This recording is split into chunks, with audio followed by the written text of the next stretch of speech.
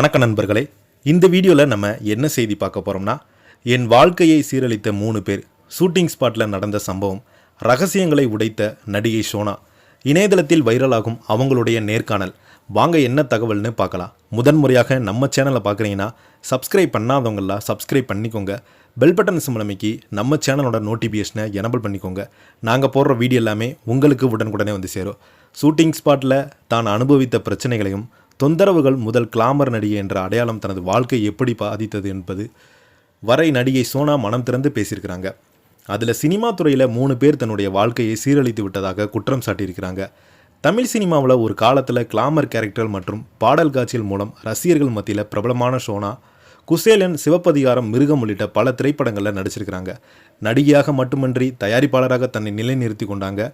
முயற்சியும் செய்து வந்தாங்க நடிகை சோனா அவங்க. ஆனால் வெளியில் ரசிகர்கள் பார்த்த சோனாவுக்கும் திரைக்கு பின்னால் அவங்க சந்தித்த வாழ்க்கையில் மிகப்பெரிய வித்தியாசம் இருந்ததாகவும் பல பேட்டிகளில் பேசியிருந்தாங்க. குறிப்பாக தன்னை வெறும் கவர்ச்சி பொருளாக மட்டுமே சிலர் பார்த்ததாகவும் தங்களுடைய ஆதங்கத்தையும் வெளிப்படுத்தியிருந்தாங்க. சோனா பேசிய பழைய பேட்டி ஒன்று இணையதளத்தில் வைரலாகி வருது. அதில் அவங்க பேசும்போது சினிமாவில் ஆரம்ப காலகட்டத்தில் கிடைத்த வாய்ப்புகள் தன்னை ஒரு குறிப்பிட்ட வகையான கேரக்டருக்குள் சிக்க வைத்து விட்டது.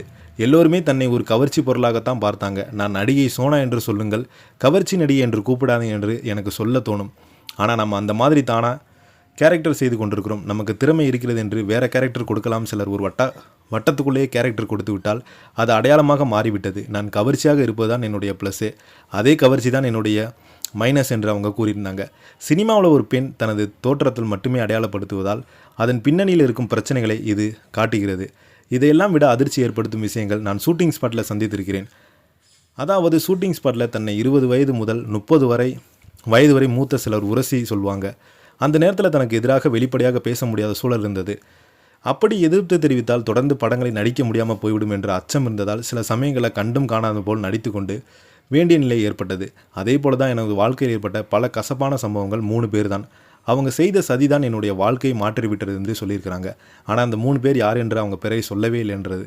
தொடர்ச்சியாக ஏமாற்றங்கள், மோசமான அனுபவத்தினால் ஒரு கட்டடத்தில் யாரையுமே நம்ப முடியாத நிலை தான் சென்றதாக சொல்லியிருந்தாங்க. சோனா தனது வாழ்க்கையில் நடந்த சம்பவங்களையும் அடிப்படையாக வைத்து வெப்சீரிஸ் உருவாக்கியிருக்கிறாங்க. அதில் தனது 5 வயது முதல் வாழ்க்கையை சந்தித்த சம்பவங்களை பதிவு செய்திருப்பதாக கூறியிருக்கிறாங்க. சோனா வடிவேலுடன் குசேலன் படத்தில் நடித்த பெரிய அளவில் பேசப்பட்டது.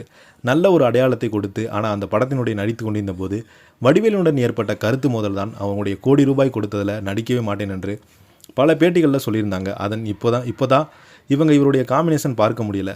இதை பற்றி நீங்கள் என்ன நினைக்கிறீங்கன்னு கீழே உள்ள கமெண்ட் பாக்ஸில் மறக்காமல் பதிவிடுங்க. இந்த வீடியோ உங்களுக்கு பிடிச்சிருந்தால் லைக் பண்ணுங்கள், ஷேர் பண்ணுங்கள். நன்றி, வணக்கம்.